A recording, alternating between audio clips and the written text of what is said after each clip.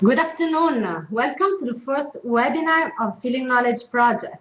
My name is Laura Scivetti. I work in a project team in organization of webinar. Before introducing the speakers, I give the floor to the director of Mediterranean Economic Institute of Bari, Dr. Cosimo La Cigignola, for a short presentation of the main features of the project.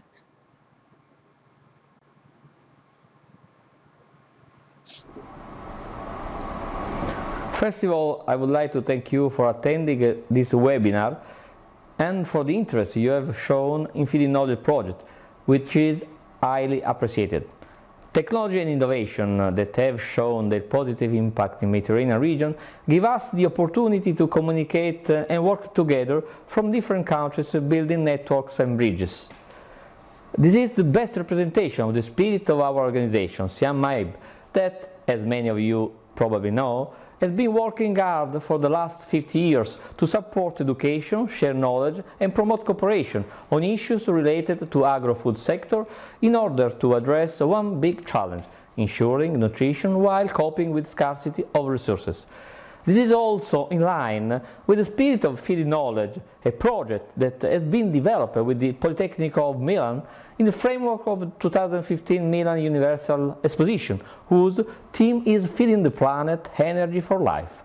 The project is based on the idea that knowledge development is the best way to identify concrete solutions for food security that really meet the needs of countries. The cycle of webinars, which is the very first activity of the project, and all Feeling Knowledge activities are developed through 5 research and innovation priorities. The first is sustainable natural resource management, the second is quantitative and qualitative enhancement of crop production, the third is socioeconomic dynamics and global market, the fourth is sustainable development of small rural communities and marginal areas, the fifth is food consumption patterns, diet, environment, society, economy and health. The main objective of the project is to create opportunities for dialogue and development through a Mediterranean network of experts focused on research, innovation and transfer of knowledge on food security. The network, open to all researchers and academicians of the region, will work on the identification of best solutions for food security, mainly through the release of white papers focusing on the 5 research priorities. The paper will be developed through e-collaboration among all members of the network. In the drafting of such paper, the network will start from the analysis of needs and problems of Mediterranean countries related to food security. Thanks to these papers, the network will be able to support policymakers in the elaboration of programs and policies to enhance food security and to stimulate a constructive dialogue among Mediterranean institutions. National Extension Service of Mediterranean countries will be involved in Feeding Knowledge in order to ensure the identification of farmer and stakeholder needs to be addressed by the scientific community and to support the transfer of knowledge and solutions. Given the strong collaborative character of Feeding Knowledge, I would like to highlight that this project represents a unique opportunity for researchers and scientists to consolidate their knowledge and enlarge their personal network of contacts to develop new collaboration. Of course, technology will help us achieving this objective. In fact, the network operates through an international technology platform, useful to share our ideas, information, research and news in order to develop new synergies. Before giving the floor to the speakers, let me underline another important activity of Feeding Knowledge that might be of interest of your organization, university and institutions. Our project is supporting the recognition, evaluation, dissemination of best sustainable development practices of food security, a competition that will be launched in March 2013 within the frame of Expo Milan. The call is addressed to policies, technologies, know-how, services and products related to the theme of the Expo. Initiatives recognized as best practices will be invited to have an exhibition space during the expositions. Well, it's now time to start the webinar. Thank you again for attending this event. Join Feeding Knowledge Network to share your ideas on food security.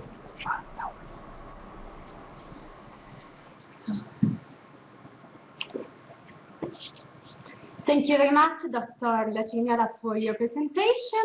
The first part of today's webinar will be held by Dr. Roberta Callieris. The title of her speech is Food Price Volatility, Implications for the Mediterranean Region. Roberta Callieris graduated in 1992 in economics from the University of Bari, obtained her PhD on artificial intelligence system from Polytechnic University of Marche, Ancona. Since 1997, Roberta has been involved in socio-economic research related to the organic sector for the Mediterranean Agronomic Institute of Bari.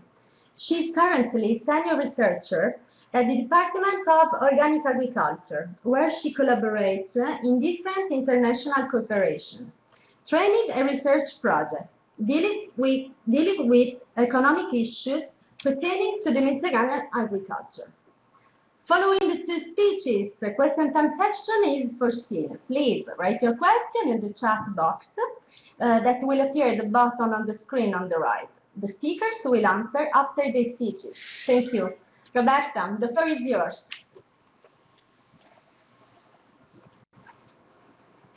Thank you very much, Laura.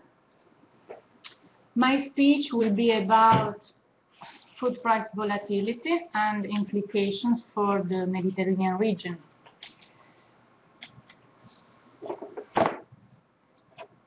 Okay, so we will try to give a definition of what is food price volatility and why does it matter so much nowadays. We'll try to investigate which are the main causes and main consequences of food price volatility and main reactions of the Mediterranean countries. Finally, we will present some policy options to mitigate the impacts of food price volatility on Mediterranean countries. So, before trying to understand why food price volatility is of so much concern nowadays, we will try to understand, to give a definition of what is food price volatility. And here we are concerned with variation in agricultural prices over time. It's well established that agricultural markets are intrinsically subject to greater price variation than other markets, but not all price variations are problematic, such as when prices move along a trend reflecting market fundamentals or when they exhibit a typical seasonal pattern. But variations in prices become problematic when they are very large and cannot be anticipated, and as a result, they create a level of uncertainty which increases risks for producers, traders, consumers, and government. Why food price volatility is so important now? In 2007 and first half of 2008, a sharp rise in agricultural commodity and food prices occurred as a consequence of high energy prices and other main structural factors which contributed to a greater food demand than food supply. Since June 2008, prices have fallen significantly as a result of strong production gains in developing countries, world financial crisis, lower oil prices, and the strengthening of USA dollars. Prices increased for food and commodity during the recovery from the crisis in 2009 and in particular in 2010, and they spiked again in 2011. Many of the underlying factors causing high and volatile price still remain. In this figure, the food price index is represented in the period 1990-2011. And it's a measure of the monthly change in international prices of a basket of food commodities. And as you can see, the trend is increasing, showing that prices in 2008 and 2011 were more than doubled. When looked at in the long term, there is no evidence that volatility in international agricultural commodity prices is increasing. Food price volatility has, however, been higher during the decade since 2000 than during the previous 2 decades. And this is the case of wheat and rice prices in the most recent years. Another conclusion that we can draw from the analysis of longer-term trends in volatility is that periods of high and volatile prices are often followed by long periods of relatively low and stable prices.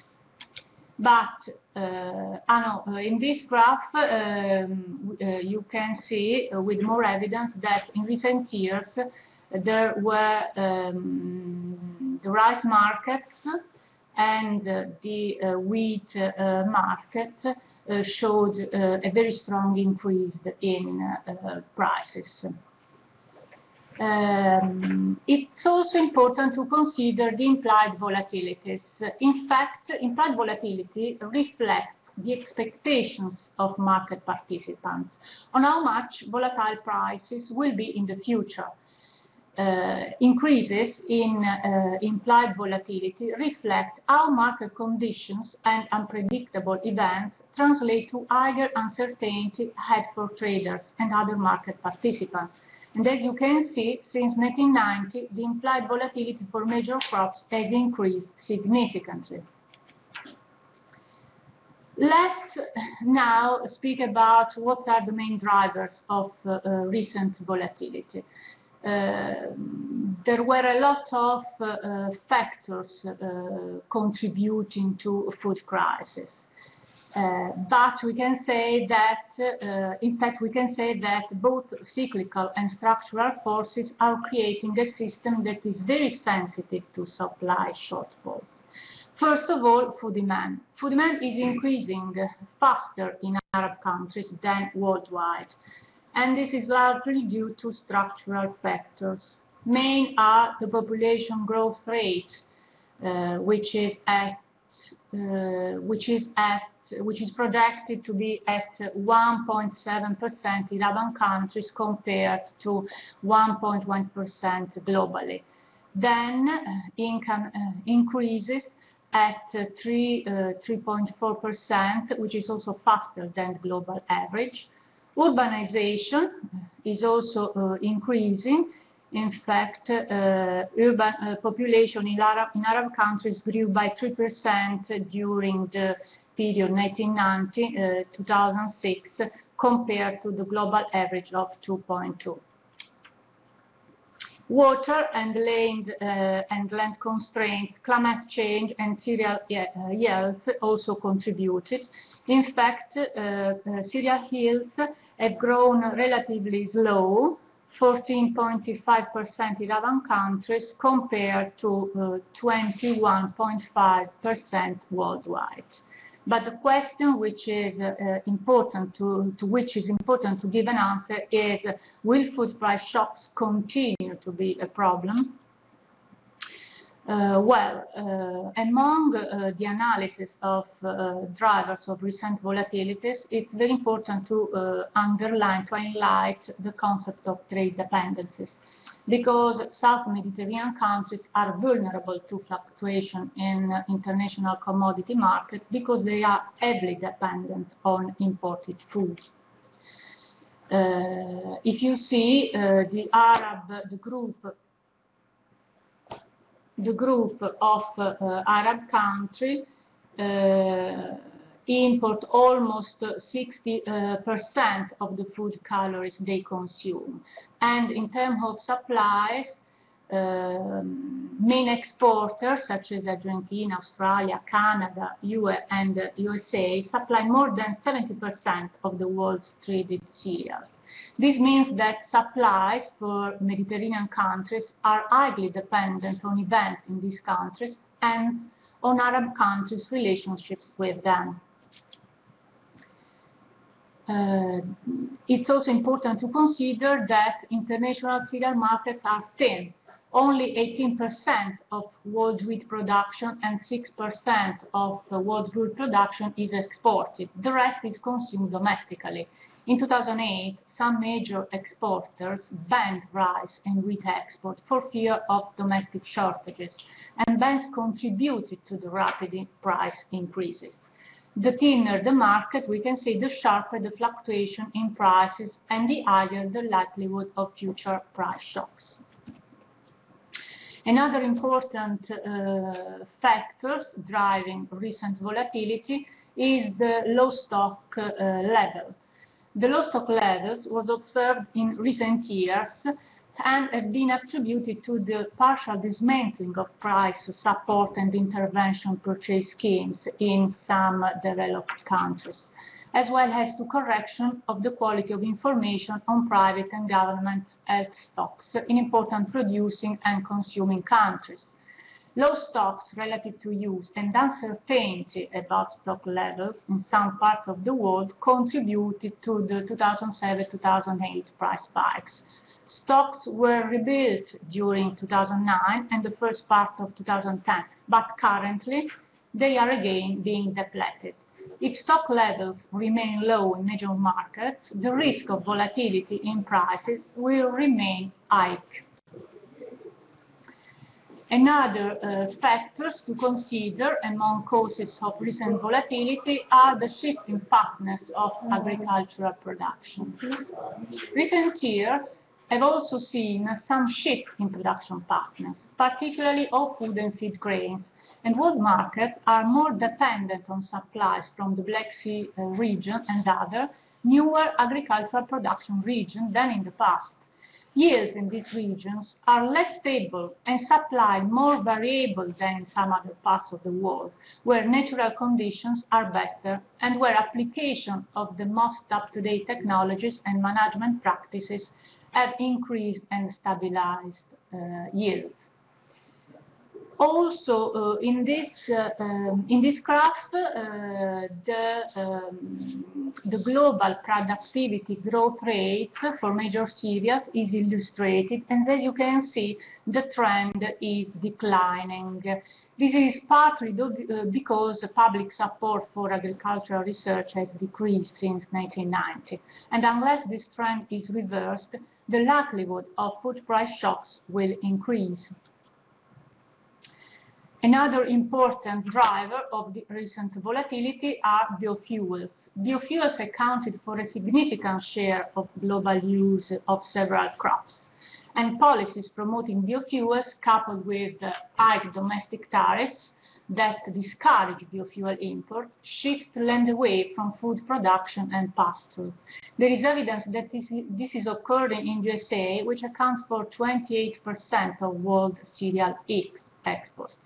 Such policies in USA will probably transmit directly to higher world market prices for wheat and oilseed.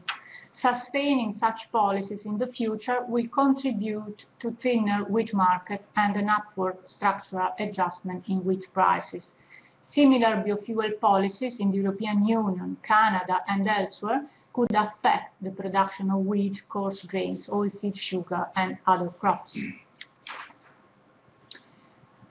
Petroleum also, which is the primary ingredient of two key agricultural inputs, diesel and fertilizer, can contribute to the food price spikes. Consider also that the cost of transporting food also depends on the price of fuel.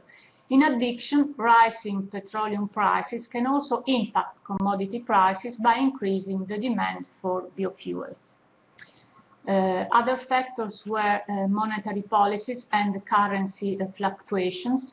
And in the future, if markets by increased exchange rate volatility, this will also have repercussions for the volatility of international prices of commodity. Financial speculation may also have played a role. There is no doubt that investment in financial derivatives markets for agricultural commodities increased strongly in mid-2000. But there is disagreement about the role of financial speculation as a driver of agricultural commodity price increases and volatility. Recent research suggests that speculation may be a symptom, not a cause of the food price shock. During the 2007 and 2008 period, some policy measures put in place by a number of governments contributed directly and indirectly to the crisis, increasing the amplitude of price movements and in some cases provoking price increases that were inexplicable in terms of the market fundamentals. But what are now the consequences of price shocks on Mediterranean economies? When considering the macro effect implication, we have to consider first of all inflation, then trade balance deteriorations, pressures on the balance of payments, and fiscal pressure and spending reallocation. Main macro effects were those on poverty. When looking at the impact of price shocks on poverty, there was a study carried on by World Bank in 2011 whose result confirmed that a 30% increase in food prices in Egypt would have resulted in a 12 percentage point increase in poverty. In Morocco, a 14% increase in food prices would have resulted in a 4 percentage point increase in poverty. Higher food prices will affect some groups more than others. The worst affected will be the poor, the urban poor, the rural landless and small and marginal farmers.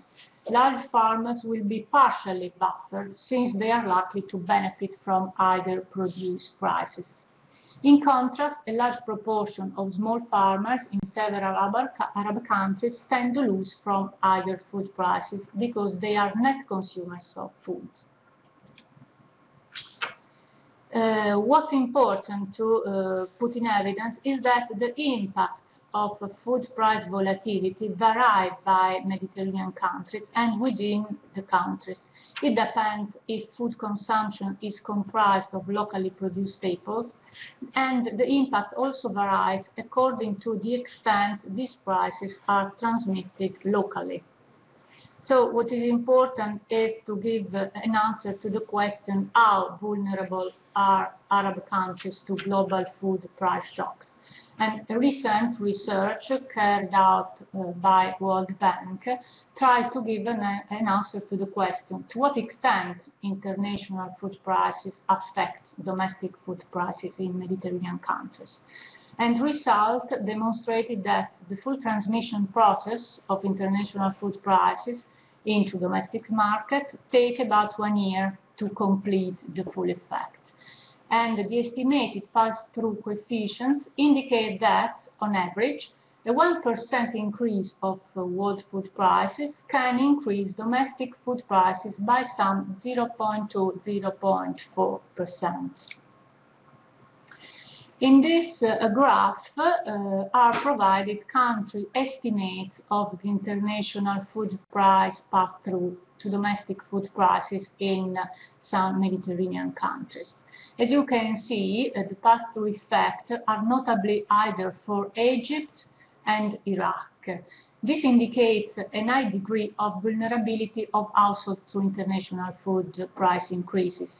In Egypt, the food price pass-through is significant and visible after a few months. In fact, price transmission is very quick in this country. A 1% increase in international food prices increases the domestic price of food by more than 0.44%. In Iraq, the pass-through is relatively slow during the first 6 months, but becomes quite significant after 12 months. In fact, the country has one of the strongest pass-through effects in the region. A 1% increase of world food prices increases domestic price by almost 0.5%. By contrast, Algeria and Tunisia appear less affected. In this figure, the relationship between food and general inflation is shown, and as you can see, in most cases, food price inflation surpasses consumer price inflation. This is more evident in the case of Egypt. This illustration is drawn from a study from Albers and Peters carried out in 2011, and their results showing the response of consumer price index in the South Mediterranean countries to shocks in the world food price. As you can see, inflations in Egypt, this is the line corresponding, react the strongest up to 0.6% in comparison with the baseline. Consumer price inflation in Algeria increases the least, sorry, this is the line corresponding to Algeria. Then you can see that in Israel and in Palestinian, the impact of the shock on consumer price index inflation lasts longest. But the same graph illustrates the response of consumer price inflation to a negative shock in world food prices of 10% in comparison with the baseline. This simulated shocks takes place in the periods 28-2031. And this hardly leads to a decrease in consumer price index. This underlines the downward rigidities in consumer price inflation in the South Mediterranean countries. The findings of asymmetric price transmissions suggest that not only international food price level matter, but also food price volatility, because it's easier that domestic prices increases and not that they decrease after an international price reduction. The benefits, in that case, the benefit of price reduction cannot be gained. But let's give a look to which were the reaction to food price shocks in Mediterranean countries. Increased public sector salaries and increased bed subsidies. Mainly Egypt and Jordan adopted these measures. What to say about subsidies? They were they have played an important role for decades in most of the Mediterranean countries. In southern Mediterranean region, the food subsidy system is therefore still a major component of the social safety net for the poor. In reaction to the surge in food and fuel prices that culminated initially in 2008, governments were faced with higher expenditure for subsidies, notably on food products and energy. However, these measures are not sustainable because to finance the additional expenditures, countries may be forced to reduce other essential expenditures or increase borrowing, damaging their economies in the long term. Other countries intervened by implementing direct cash transfer, diminished or abolished tariffs and duties on imported foods, imposed export taxes on certain grains, or ban export, or switch to a more flexible exchange rate arrangement. In this figure, there is a summary of the main measures which were carried out by the countries. And as you can see, almost all countries adopted reduced taxes on food grains or introduced price controls and consumer subsidies. Also, cash transfer were very widespread. And Egypt, if we consider the economy-wide policy, we can say that Egypt banned rice exports, Iraq raised tariffs on basic food commodities, Morocco reduced wheat tariff and provided also subsidies to wheat importers. Tunisia reduced taxes on wheat and is keeping price control on strategic staples. Public sector wages have been increased in Jordan, Egypt, and Syria. And food subsidies were particularly relevant in Jordan, Egypt, Syria, and Morocco. South Mediterranean countries succeeded to maintain the purchasing power of subsidy recipients in the wake of soaring prices and economic slowdown. Nonetheless, the existing subsidy system in the region have also proven to be insufficient and are putting an increased burden on government budgets. Maintaining the current subsidy system seems fiscally unsustainable in light of the downward rigidities in prices.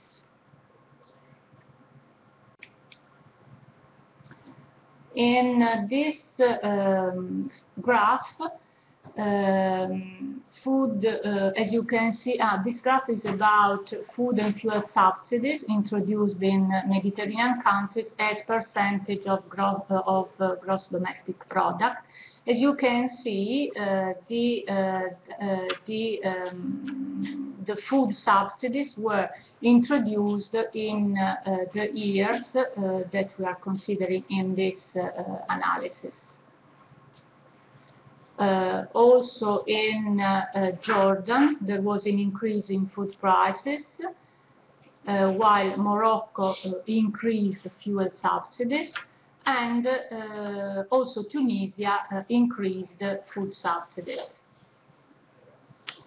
Exposure to food price and quantity risk is a function of fiscal balances and dependence on Syria imports. Most countries are price takers and import dependent, and thus are exposed to substantial price and quantity risk. Price risk is the risk that prices will be prohibitively high, making purchase difficult, even though supplies are available on world market. Quantity risk is the risk of food not being available, even if there are sufficient funds for purchase. As you can see in this figure, drawn from a recent study by Lampietti from World Bank in 2011, you can see that the most vulnerable countries are Jordan and Lebanon mainly, because they are net importer of food and they have a deficit, a negative fiscal position. So they are both exposed to the quantity and price risks. The situation is easier or less difficult in the case of Algeria and Iraq, because even if they are food dependent, but they have a positive fiscal position. Then in Egypt face low quantity risk because it's less dependent on imports, but high price risk because of its weak fiscal balances. As you can see, no country among the Mediterranean is protected from future food price shocks. Let's conclude this speech by giving a look to what are the global strategies to reduce vulnerability to price shocks. Almost all the international organizations share a common vision of the measures to increase productivity, sustainability, and resilience of agriculture. And they agreed about rising crop yields, increasing investment in agricultural research and development, and in strengthening marketing integration, mainly through investment in infrastructure and food retail infrastructure, and reinforcing producer organization. International organizations also selected some policy solutions to reduce price volatility. First of all, they put in evidence the need for better market information, transparency, and policy option. In fact, there is an initiative carried out from the G20 groups, which is called AMIS, the Agricultural Market Information System, which started in 2011 to enhance policy coordination in times of crisis.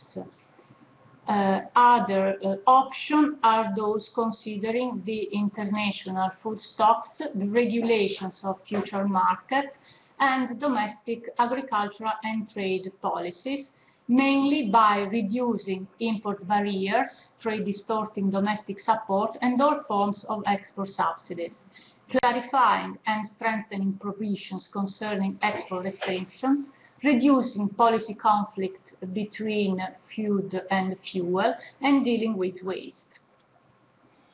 Among policy options to deal with the consequences of price volatility, particularly for the most vulnerable, most attention was on buffer stocks and emergency food reserves, international safety net, risk management for producers and governments, and international policy coordination in relation to market information and policy responses. In conclusion, I mentioned the result from Lampietti study, who focused upon those national strategies which are more focused on Mediterranean countries. And they concerns optimizing investment in research, extension, and technology transfer to increase productivity and profitability by making the most of scarce water resources and investing in rain-fed agriculture, ensuring stable and affordable cereal supply through procurement, logistics, improving logistics, monitoring of world and regional cereal supply and demand, improving stock-filling strategies and regional trade. And in conclusion, also alternative risk management strategies. Thank you very much. Okay, thank you very much, Roberta, for your very interesting presentation. The second speaker is Dr. Fabian Capitanio, who gave a speech on managing risk food price volatility in the Mediterranean countries. Fabian Capitanio graduated in economics from the University of Cassino and a PhD in agricultural economics and policy at University of Naples, Federico II.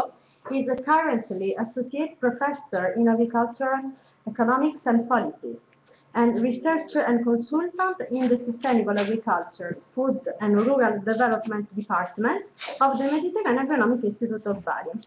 His research topics are mainly focused on common agricultural policy impact, risk management in agriculture, rural development policy in European countries, and on price volatility on commodities markets. He has been appointed since 2012 as the scientific expert of European Parliament. Fabian, the floor is yours. Good luck.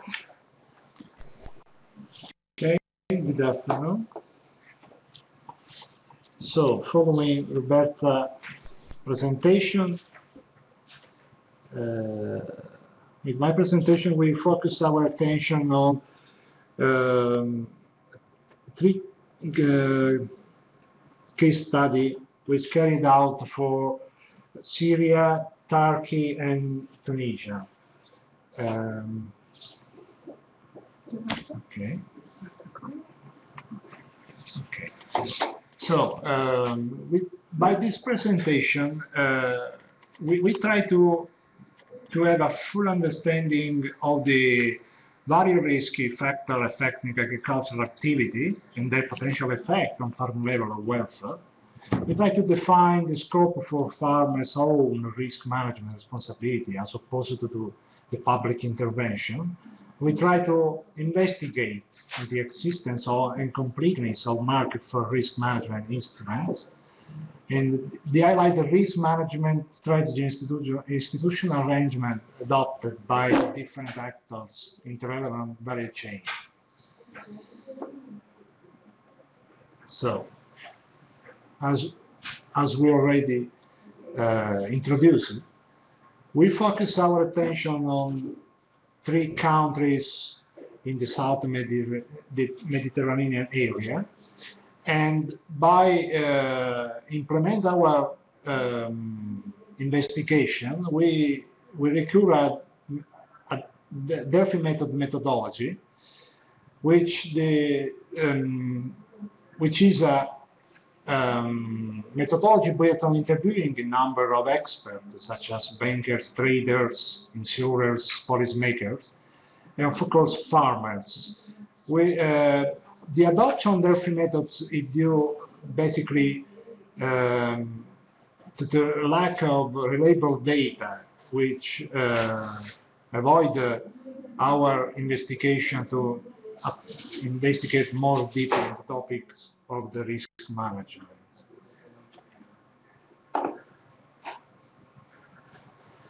So Delphi is a technique which has frequent application reliability and used for achieving a consensus from a group of experts. And of course, it has many advantages compared to method using panel decision, for example. The Delphi technique, in fact, is well suited when the data collection process is difficult to be carried out in specific circumstances, using other methods for data collection. Hence, the benefit of the Delphi method is clearly realized through its adequacy to the following research needs. Where subjective judgment are needed rather than precise analytical techniques, Delphi becomes the most relevant. Where the process of data gathering depends on participant needed, the assessment of an extensive or compound dilemma have no history of the satisfactory communication and may represent different backgrounds with respect to their knowledge. And whenever there is a limited resource in terms of human and cost or time, to interview face-to-face the optimal number of individuals or to apply group meetings. And of course, we have also the limitation of this methodology, which is imposed the research point of view to the stakeholders which are involved in the interviews. And the limited skills of summarizing, presenting and interpreting the respondent answer, and possibly ignoring the divergence of response resulting in a false consensus generated by the survey. So we implement the Delphi survey and try to explore the research topic of agricultural risk and risk management in Syria, Turkey, and Tunisia, which focus on understanding the current situation of agricultural risk in terms of yield and price variability, in terms of risk management policy and strategies, and coping with risk insurance, risk institution, and organization. In fact, the methods has been carried out by better understanding and proposing probable solutions to different types of risk, and the survey implemented by interviewing a number of experts and farmers. According to the timetable, the Delphi method lasted almost 2 months, and the survey carried out by doing a 2-round questionnaire. So, if we focus our attention on the Delphi results for Syria, our analysis sheds some light on the characteristic of risk management in Syria. Firstly, is what we recall that wheat, vegetables, and cotton are the most common crops in Syria, for which price and market risk are the main risk faced by farmers. Especially fruits are the most exposed to specialty crops to price risk. In particular, citrus, apricot, apples, peaches are largely exposed mainly due to their perishability and the lack of storage facility. Olive oil is the least exposed to the specialty crop to price risk. This is not surprising, as olive oil can be easily stored for years. Production and yield risk, particularly frost, pest, and diseases and so on, are secondary problems in this country. While policy change risk and financial risk are perceived as negligible risk. This is we need to consider anyway that this investigation has been carried out in 2010, so before what's happening in the recent day in Syria. Moreover, according to experts, the influence of international dynamics on income and expenditure are rather limited. Therefore, they assert that local economies are not affected by international dynamics. The crop and income diversification are the most relevant ex-ante strategy for risk coping in Syria. Moreover, farmers tend to cultivate specialized crops, such as crops resistant to pest or drought, and to adopt specific agronomic technique in order to cope ex-ante with risk. On the contrary, income skewing, precautionary savings, and production marketing contracts, that is the most sophisticated strategy, are barely adopted and indeed seem to be considered not important. If we look at the main result that we drawn out from Turkey, anyway, we carry out the Delphi methods over the period of 15 September to 31st October 2012.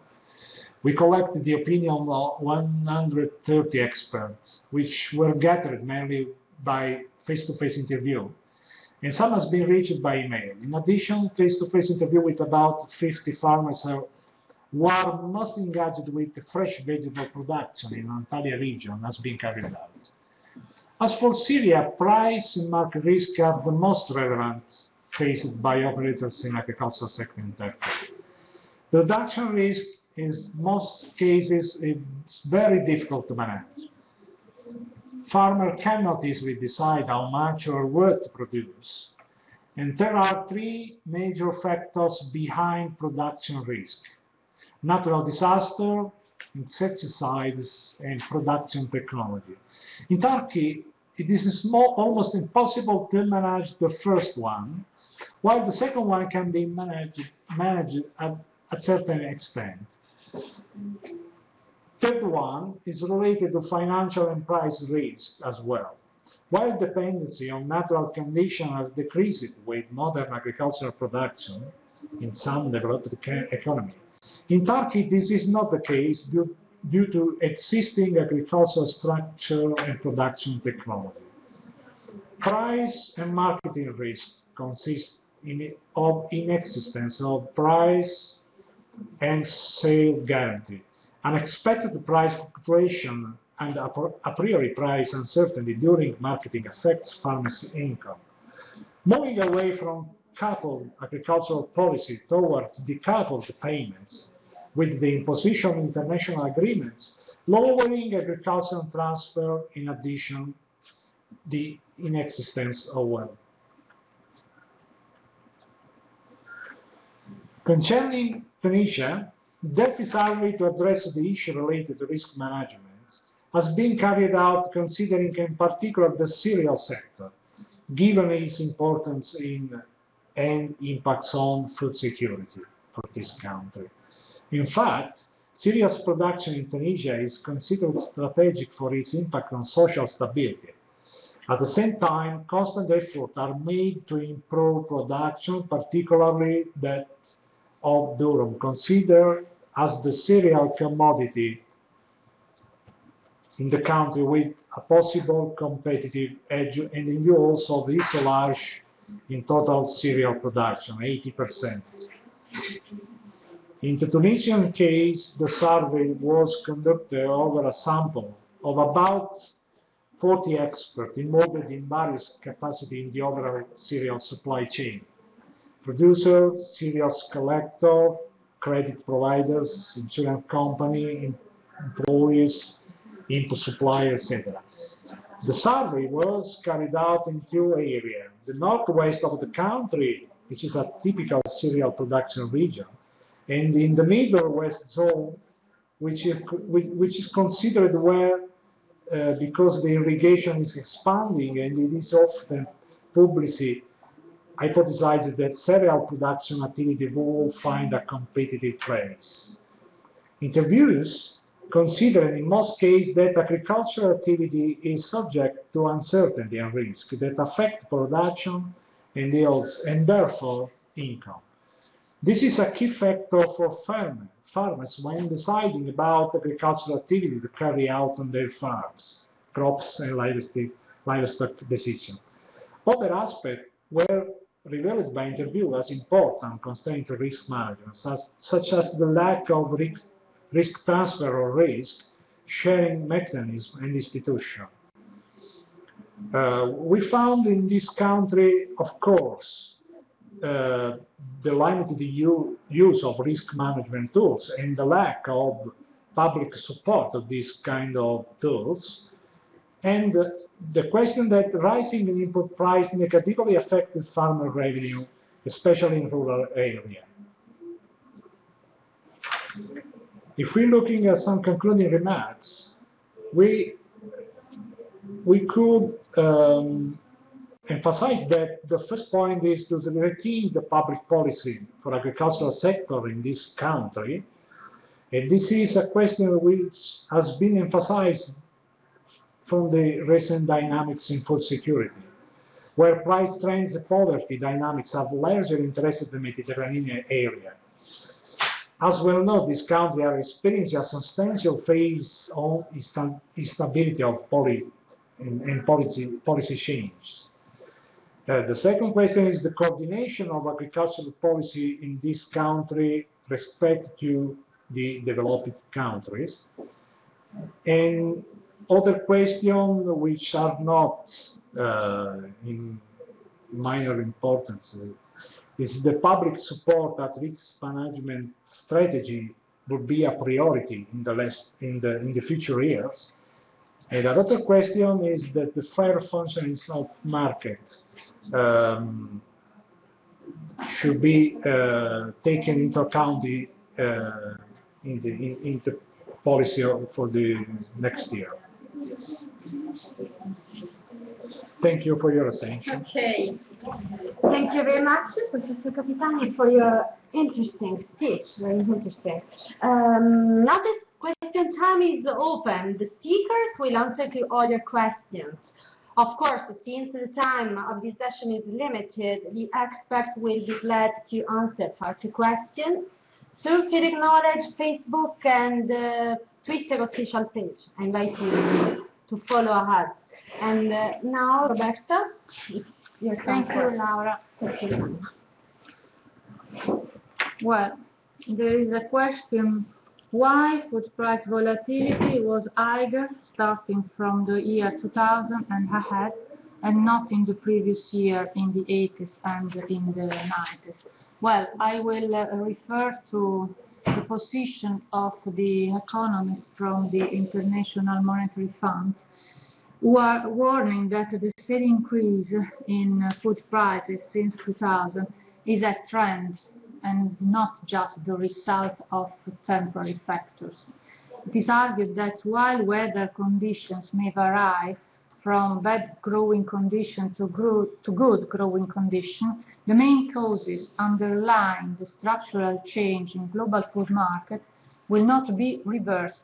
Technological advances and increased acreage devoted to food production may help ease pressures, but these will not reverse the underlying trends in the short to medium terms.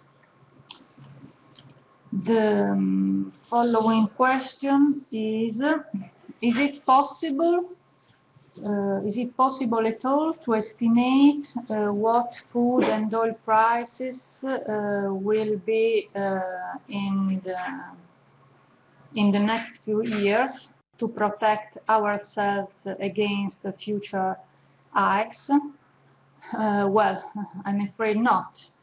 Also here, I report the position of the economists from the International Monetary Fund, who rely on futures market and do not forecast commodity prices. Futures are markets that aim to deliver good in the future at a price agreed today, so they are future contracts. Futures tend to perform quite well for well-traded commodities such as oil, and at the moment they indicate that prices are expected to moderate toward the end of the 2013. So what we are saying is that risks are tilted to the upside. Another question is the international community doing something for reducing the impact of food price volatility in the Mediterranean region?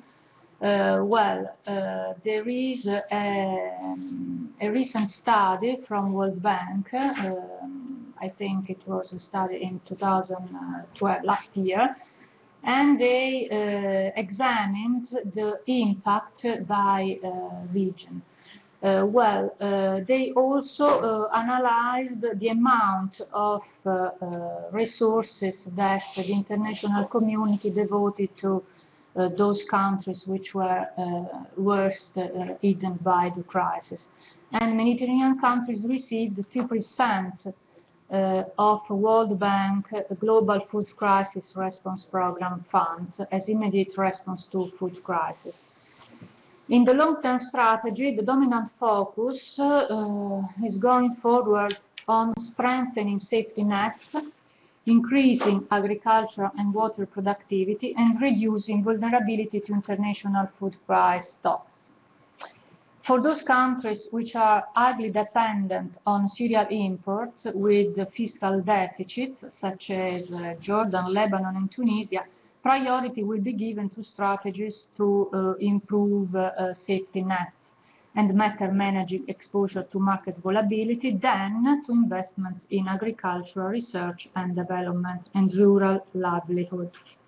For those countries that are moderately dependent on cereal imports but have fiscal deficits, such as Egypt and Morocco, the first priority is to better manage agricultural and water productivity, invest in agricultural research and development and rural livelihoods, and then to advise on better managing exposure to market volatility. For those countries with a higher dependence on cereal imports but with fiscal surpluses, such as Algeria, proactive support is necessary on the better management of grain imports through reduction of bottlenecks in critical infrastructure, strategic grain reserves. But as I showed very shortly in the last slide, there are also some actions which could be carried out by each individual country. And of course, this action should be tailored upon the needs and the effective conditions that they are facing during as a consequence of international food price shocks. And as you can remember, the main interest should be focused upon the improvement of procurement, of logistics, towards a better monitoring of world and regional supply and demand, also the increase of stockpiling strategies can be of support, and also regional trade, because this might contribute to balance shortages in domestic production, with reducing also dependency from international market imports. Okay, thank you, Roberta. Professor Capitanio. Okay.